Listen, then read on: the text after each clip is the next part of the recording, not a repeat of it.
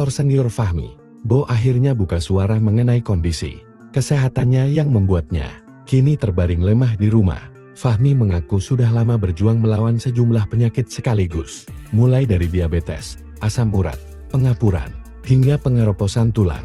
Kombinasi penyakit itu membuat tubuhnya kian rapuh dan sejak 2 tahun lalu ia sudah tidak mampu berjalan normal.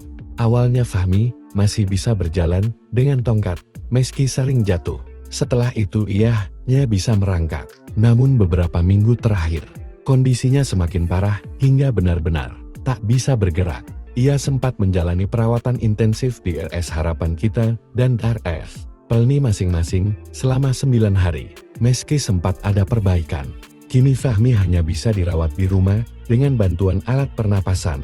Perjalanan sakit ini membuat Fahmi harus meninggalkan dunia sinetron yang telah membesarkan namanya.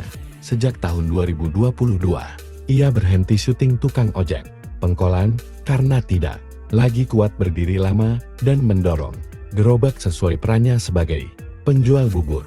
Kini, ia terus berjuang dengan kondisi kesehatan yang semakin membatasi aktivitasnya.